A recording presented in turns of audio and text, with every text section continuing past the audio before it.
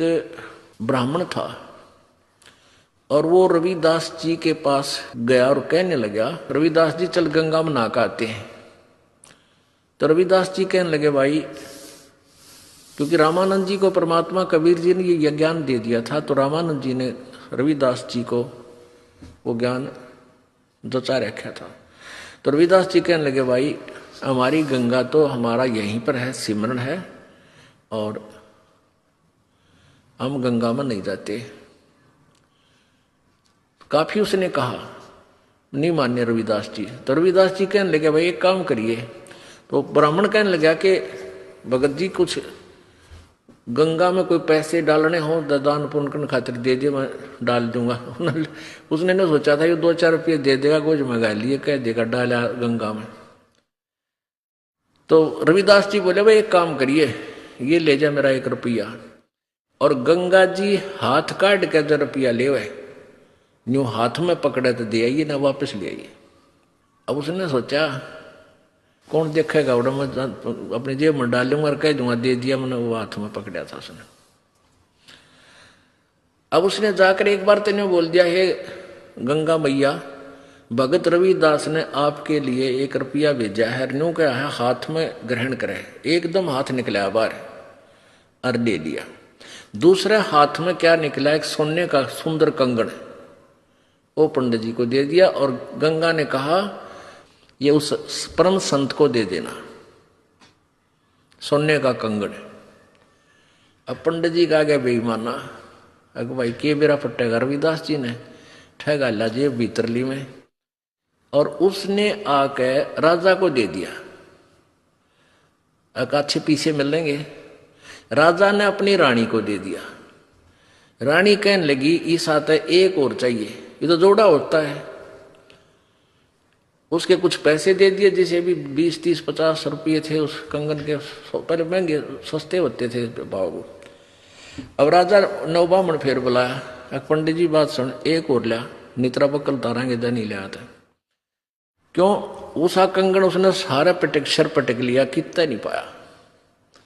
वो जब दुखी हो लिया, अकीब जान बच्चा नहीं, रविदास जी के पास चले, शायद वो फिर 1 रुपया दे दे, मैं गंगा में दे आऊं और फिर वहां से मिलेगा मुझे। तो फिर रविदास जी के पास गया पंडित जी, कहने लगे, भगत जी आज तेरे हाथ में मेरे परिवार की जान है। राजा ने जब वो 1-2 बार नकारा कर दिया, जी और तना पाता, ने बोला रानी का आदेश है, या तो लिया, नहीं तेरे पूरे परिवार ने कोल्लू में पीड़ाएंगे। पहले ऐसे जुबान पर कानून होता था राजाओं का। अब वो घना डर गया, फिर आखिर में रविदास जी के चरणों में पड़ गया, रोए पड़ा। रविदास जी कहने लगे, क्या हो गया, क्या हो गया ऋषि जी, क्या बात है, क्यों रो रहे हो? नो बोला, जी जान बचा दो, आज आपके हाथ में मेरे परिवार का जीवन है। रविदास जी बोले, वे कहानी बता क्या है? नो बोला, जी आपने जो वो रुपया दिया था वो मेरी जान का झाड़ हो गया। रविदास जी बोले, भाई कारण बता, मेरा रुपये का कह रहा है, पहले तू ये बता, वो रुपया मैया ने लिया कि नहीं तेरी ने बोला, जी मैया ने लिया, एक हाथ से रुपया पकड़ लिया, दूसरे हाथ से कंगन दे दिया सोने का। मेरे को आ गया लालच, मैंने दे दिया राजा को, उसने मेरे 150 रुपये दे दिए उसके, यानी उसमें 100 रुपये तो आजकल लाख रुपये के बराबर थे। अब उसने रानी को दे दिया, रानी ने जिद कर दी कि एक और चाहिए, तो जोड़ा होया करे। अब वो दूसरा मैं सारा सर पटक लिया, मुझे मिल नहीं रहा, राजा का आदेश से जो दूसरा नहीं लेकर आता है मेरे पूरे परिवार को खत्म करेगा। नो बोला, 1 रुपया और दे दे, मैं गंगा मैया ने देकर ले आऊंगा। नो बोला, इससे वो जहाँ वो जूते बना रहा था ना रविदास जी, वहाँ एक कुंडा होता था पानी का, एक कुंडा सा पानी का होता था, जैसे डोंगा टाइप मिट्टी का, जमीन में गाड़ दिया करते, उसमें से डोरी गिल्ली रखते थे वह, और जूते गांठ बनाते थे ना, उसमें गिल्ली बोरी, उसमें वो चाम भी भे कर रखते थे, चमड़े को भिगो कर रखते थे। पहले जो ये चमार जो जूते बनाते थे, ये जीव हिंसा का किया हुआ चाम नहीं लेते थे। कोई स्वाभाविक कोई पशु मर जाता था, उसी का चाम उतार के, यानी वो पाप के भागी नहीं होते थे। तो उसमें चाम भी भिगोया करता था, चमड़ा कुंड में। तो रविदास जी बोले इस कुंड में हाथ दे कर काढ़ ले जितने कंगन चाहिए।